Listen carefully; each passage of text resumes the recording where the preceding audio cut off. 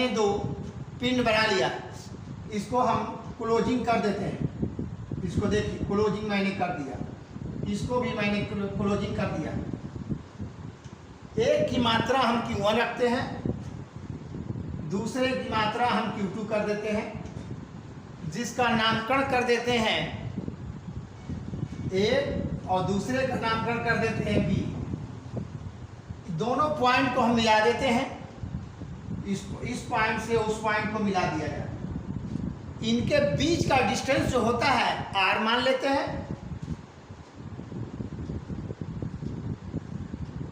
R मान लिया। अब देखना है कि कूलम्ब्स जो है क्या क्या नियम प्रतिपादित किया है।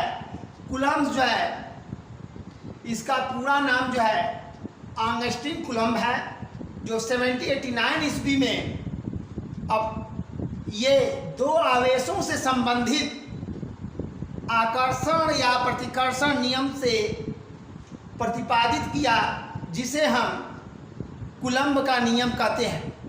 कूलम्ब में हमको दो आवेश की मात्रा ज्ञात कर रहा है। कूलम्ब में आवेशी जो दो आवेश की मात्रा होती हैं वह अट्रैक्शन और रिपल्सन दोनों होता है, आकर्षित और प्रकर्षित दोनों होता है। जिसके जो है मान लेते हैं दो मनुष्य हैं, एक का वजन जो है 30 केजी है, एक का वजन जो है 60 केजी है, लेकिन एक जो है अट्रैक्टिव है, एक जो है रिएक्टिव है, यानी अट्रैक्शन और रिपल्सन दोनों फोर्स काम कर रहे हैं। वैसी स्थिति में ये दोनों पिंड जो हैं Q1 और Q2 जो है मात्रा से निहित है। इस पर जो है हम पहला फोर्स लगाएंगे, इस पर फोर्स यहाँ लगाएंगे। दोनों का फोर्स जो होगा बैलेंस होनी चाहिए। यदि दोनों का फोर्स यदि बैलेंस नहीं होगा तो कूलम्ब्स का लॉ नहीं हो सकता है। क्योंकि ये दोनों आवेशित जो होता है द्रव्यमान होते हैं, आकर्षण प्रतिकर्षण दोनों होते हैं। उनके द्रव्यमान के गुणनफल के, द्रव्यमान कहिए चाहे मात्रा कहिए चाहे सबस्टांस और मास कहिए, गुणनफल होता है तथा उनके बीच की दूरी के वर्ग के डायरेक्टली प्रोपोर्शन होता है, अर्थात व्युत्क्रमानुपाती होता है। तो पहले हम देखेंगे दो द्रव्यमान की मात्रा है कौन। इस पर जो मैंने कहा कि इस पर जो फोर्स काम कर रहा है आकर्षण और प्रतिकर्षण दोनों हैं।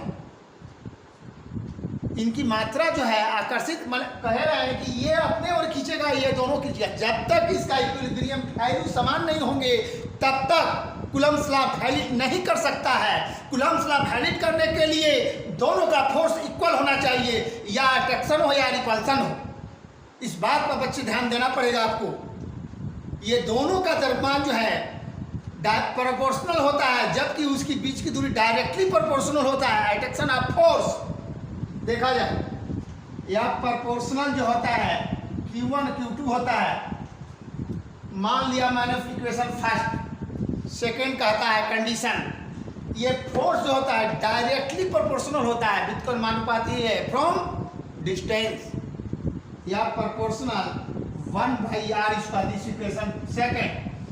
अब दोनों इक्वेशन को इक्वेट करेंगे फ्रॉम 1 एंड 2 वी गेट, यानी इस दोनों समीकरण से हम ज्ञात करेंगे क्या ज्ञात मिलता है। फ्रॉम 1 एंड 2 वी गेट, अर्थात समीकरण 1 और 2 से हम पाते हैं कि यह प्रोपोर्शनल Q1 Q2/r², ये हम दोनों को डिवाइड कर देंगे। अब देखना है इसका हम कूलम्ब्स लॉ कैसे प्रमाणित करेंगे। ये प्रोपोर्शनल है, ये मैंने Q1 Q2 जो है उसके द्रव्यमान के समानुपाती है, और जबकि उसके बीच की दूरी के क्या है व्युत्क्रमानुपाती होता है। ये आवेशित कण है, दोनों आवेशित कण है, दोनों का चार्ज समान है, यानी Q1 Q2 का चार्ज समान, लेकिन एक पर आकर्षण दूसरे पर प्रतिकर्षण फोर्स काम कर रहा है, लेकिन इक्विलिब्रियम में है। यानी ये भी अपने से नहीं कम समझता है, वो भी अपने कम से नहीं समझता है। लेकिन इस वस्तु पर हमको ध्यान देना है कि हम कैसे इसको प्रूव करेंगे। ये दोनों को मैंने मान लिया, इंप्लाइड है F बराबर K into Q1 Q2/r², where K is known as small k है। K जो है एक समानुपाती नियतांक है, के को हम एक समानुपाती नियतांक मान लेते हैं, जहां के एक समानुपाती नियतांक है।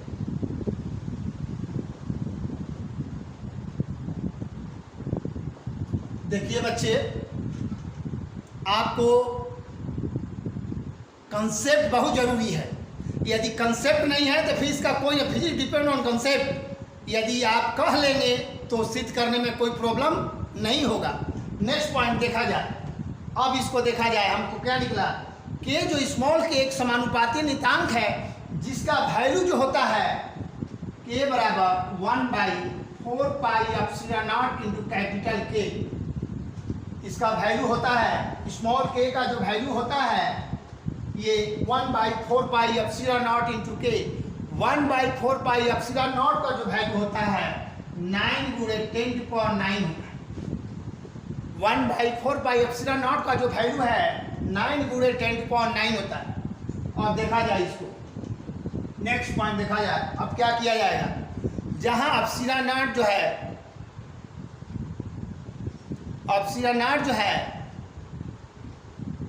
एक जो है विद्युतशीलता है, एक जहां एप्सिलॉन नॉट है विद्युतशीलता है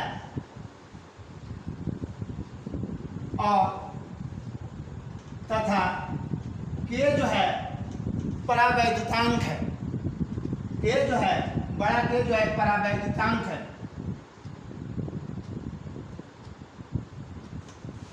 तथा के जो है परावैद्युतांक है। प्रश्न उठता है, यदि के परावैद्युतांक है तो कंडीशन 2 उत्पन्न होगा। यदि माध्यम का परावैद्युतांक होगा तो के का मान जो होगा 1 से अधिक होगा।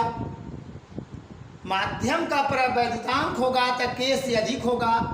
निर्वात या हवा में यदि परावैद्युतांक हो तो के का मान 1 होता है। के का मान वायु में के बराबर 1, हवा या निर्वात में के का मान 1 होता है। अब देखा जाए इसको, इक्वेशन फर्स्ट में ले लिया जाए। F बराबर 1/4 पाई एप्सिलॉन नॉट गुणे 1 into Q1 Q2 by R square. के का मान मैंने 1 रख दिया है जो कि यह निर्वात में है। F बराबर 1/4 pi epsilon not into Q1 Q2 by R square. ये जो है कूलम्ब्स लॉ प्रमाणित हुआ। याद रखिएगा, एक पॉइंट भी नोट है, माध्यम में के का जो मान होता है, जहाँ बड़ा के है माध्यम का परावैद्युतांक है, माध्यम में के का मान 1 से अधिक होता है, जबकि निर्वात या हवा में के का मान 1 होता है। प्रमाणित कर रहे हैं हम कि निर्वात में जो है के का मान 1 होता है, मैंने रख दिया, यानी कूलम्ब्स लॉ प्रमाणित हुआ। के बराबर ये आपका 1 हो गया।